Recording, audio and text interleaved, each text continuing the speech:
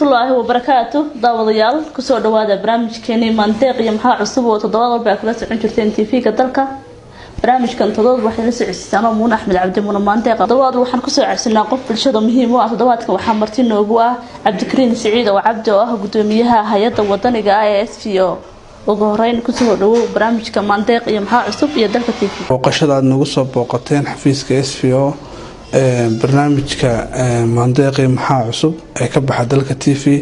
aad baan idin soo dhaweyn Cabdikariin ugu horeyn intaan barnaamijkan iska bilaabano Cabdikariin Siciid oo Cabdi oo ah gudoomiyaha hay'adda wadaniga SFO waa kuma Cabdikariin Siciid oo Cabdi okay muna waa kuma santaa su'aashaada weydiisay hadaan kaaga jawaabo Cabdikariin Siciid waa kuma Cabdikariin Siciid oo Cabdi waxaan ku dhashay magaalada Muqdisho 1988 xilligii dawladda ay sii dhacaysay waxaan markii dambe wadanka uu burburay aan nimi magaaladii aan ka soo jeednay oo ah Laascaanood alxamdulillah waxbarashadeedii hoose dhexe iyo sareba halkan aan ku qaatay kuna dhameystay ilaa maantana inta badan aan joogaan ka shaqeeyo waatay Cabdikariin waxa tir Muqdisho aan ku dhashay Laascaanood bana siga soo wareegna xilligii burburka nimka waxa tir gudoomiyaha hay'adda SFO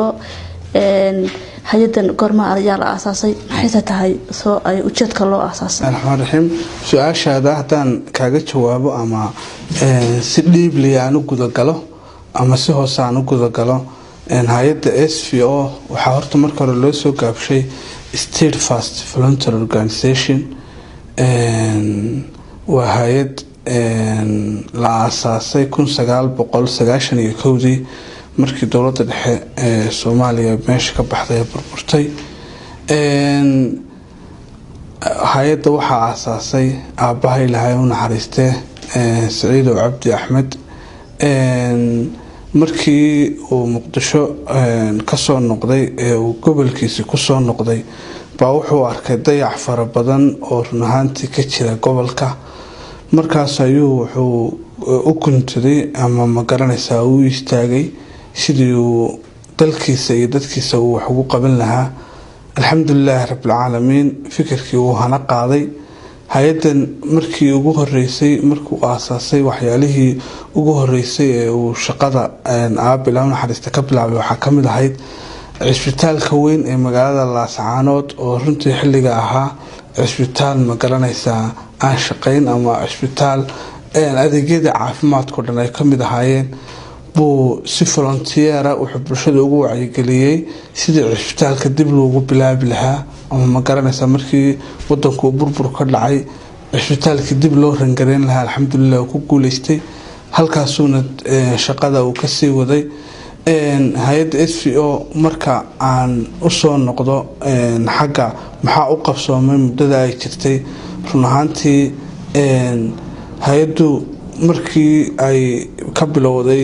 magaalada Laascaanood shaqada waxay u gudubtay gobollo kale oo ay ka mid yihiin gobollada dariska markii hore fishinka loo aasaasay hay'adda waxay ahayd in gobollada Sool iyo Sanaag iyo Cayn oo kale wax ka qabashadooda laakiinse markii dambe hay'adda ay quweysatay waxaan ku fidnay inta badan gobollada Somaliland iyo gobollada Geeska Afrika oo kale haddii aan tusaale yar ku soo siiyo muddadii SFO la aasaasay ilaa iyo maanta waanu joogno 2019 inta u dhaxaysay waxa hay'adda SFO ay filisay ama si successful ama si ma garanaysaa dhameystiran ay u dhameysay in ka badan 250 mashruuc oo iskugu jira qaybaha kala duwan ee ah xagga humanitarianka iyo xagga developmentiga oo xagga sectorska hadaan kaaga si qayb galo ay ka mid tahay washka water sanitation and hygiene education dhanka waxbarashada dhanka caafimaadka ee ah food security-ga ama sidii dadka tabaaleysan xagga cuntada looga caawin lahaa xagga livelihood supportiska xagga environment-ga oo sidii deegaanka dhuxusha oo kale aan uga joojin lahayn deegaanka boholaha go-ay oo kale boholihii dib loogu soo celin lahaa in aysan go-in ama magaranaysa generation controls lagu sameyn lahaa xagga dhalinyarada oo magaranaysa dhiirigelinta dhalinyarada xagga woman genderka oo ah woman empowermentiga marka sectorskaasaan ka shaqeynaa kala duwan alxamdulilahi rabbilcaalamiin waxaa noo suurto gashay sanadkan aynu ku jirno bilowgiisii in hay-adda SVO ay si rasmi ah xafiisyo uga furato dalka Ethiopia oo ah dal aan jirisnahay oo runtii dalalka ugu waaweyn maanta geeska Afrika alxamdulillahi rabbil caalamiin haddana si rasmi aan uga howlgalno waxaa iyagana 2014 ilaa maanta aan xafiisyo ku lahayn Nairobi oo iyaguna xafiis main basis aan xafiis sub office basis aan xaqana ku leenahay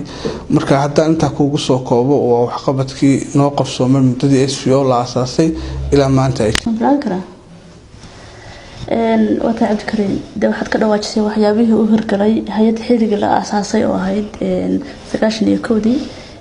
oo waqti dheer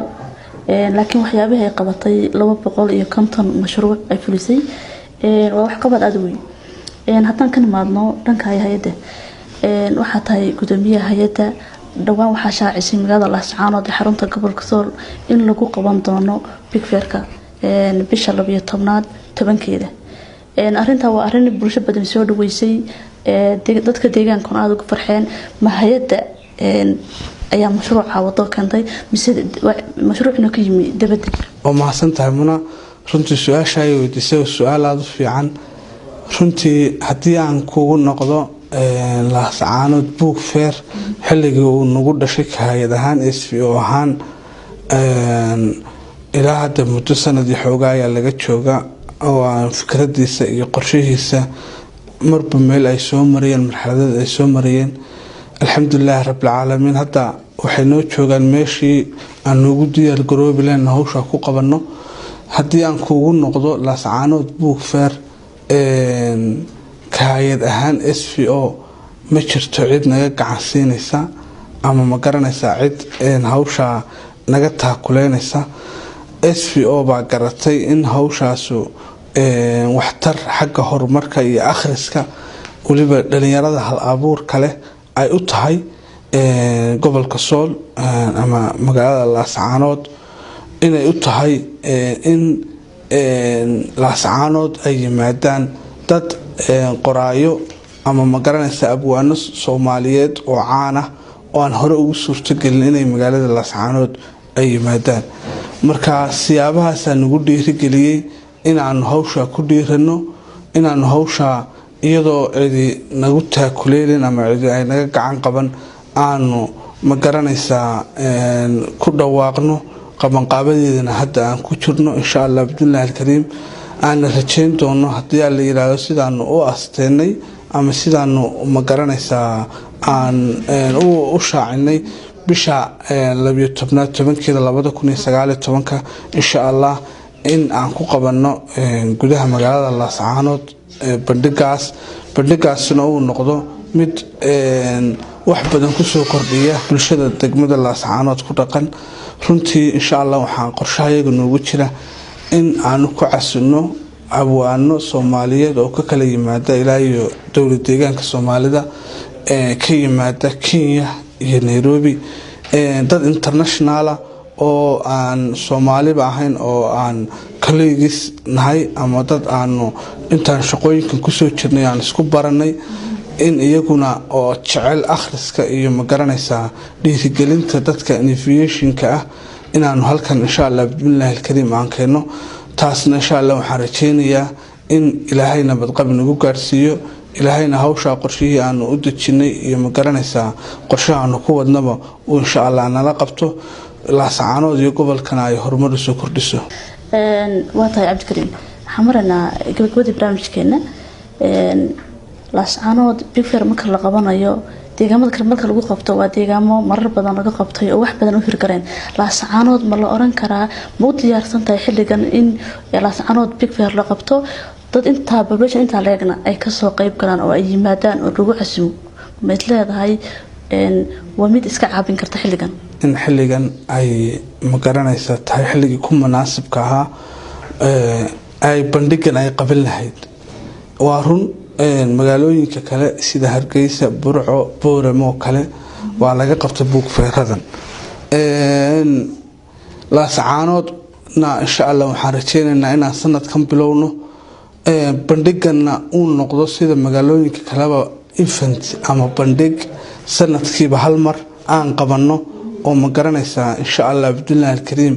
sii socda oo ma garanaysaa insha Allah hirgal hadii Rabbi idmo. marka magaaladuna hadda ma sha Allah xilligan aynu ku jirno magaalada Laascaanood waynu ka warhaynaa xilli ay horumar wacan uu ka socdo weeye xilli dhalinyaradii ay ku dhiiratay xagga waxbarashada oo ma garanaysaa dhalinyaro fara badan ay xagga waxbarashada iyo akhriska ku dhiirigelisay. maanta haddaan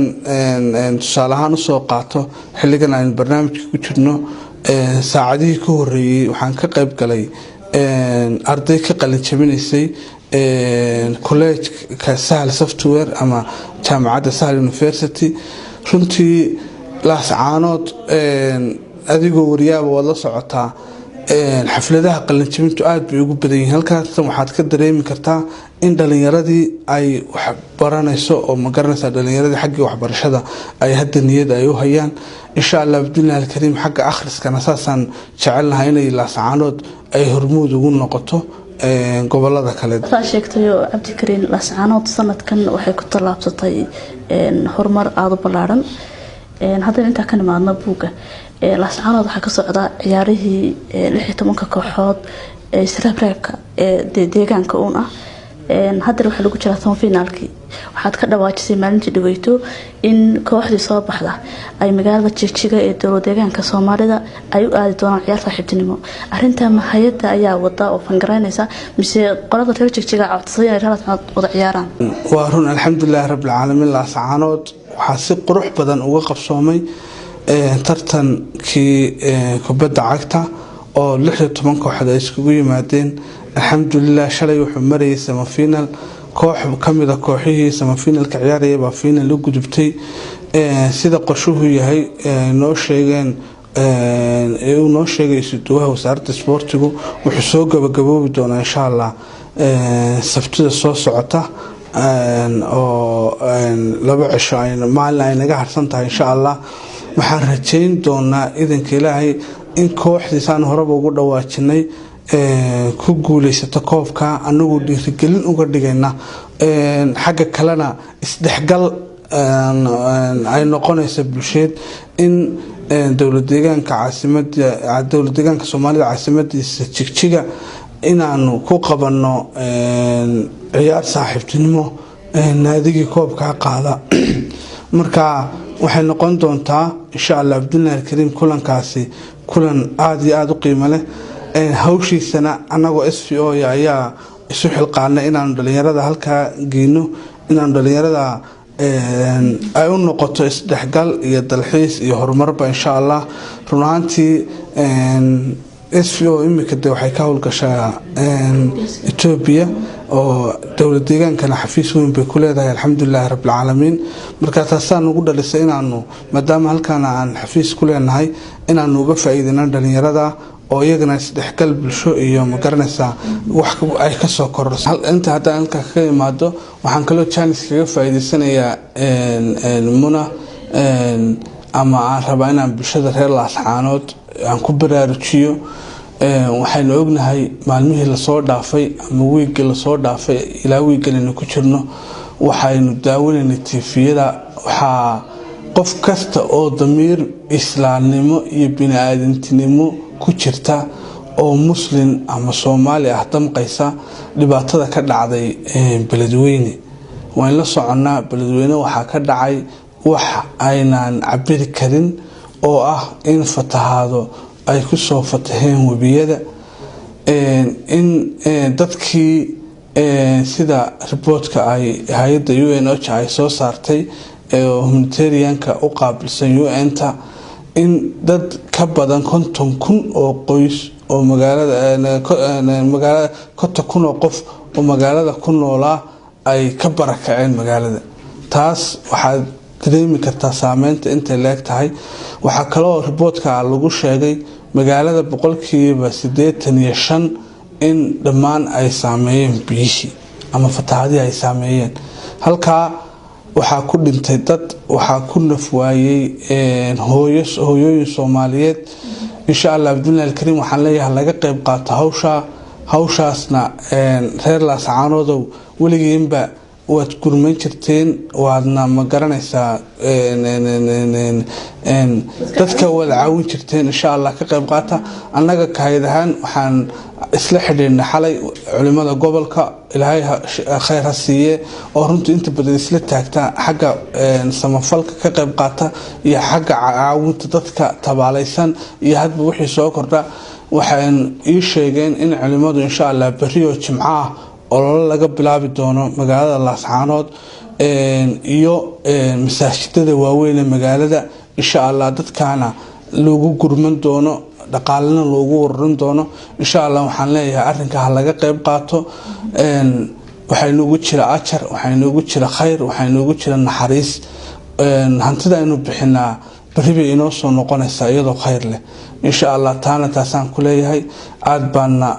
arrinka insha Allah ugu bogaadinaya reer Laascaanood. waana mahadsan tahay muna. daawadayaal barnaamijkeeni maandeeq iyo maxaa cusub oo toddobaadkan marti igu ahaa gudoomiyaha hay'adda wadaniga FPO Cabdikariin Siciid oo Cabdi, waa la socodsiinayaan Muuna Axmed Cabdi Maandeeqa. intaas inuu ku egyahay nakay bahdo TV-ga isku doon waxaan kaga tagnaa salaamu alaykum wa rahmatullaahi wa barakaatuh.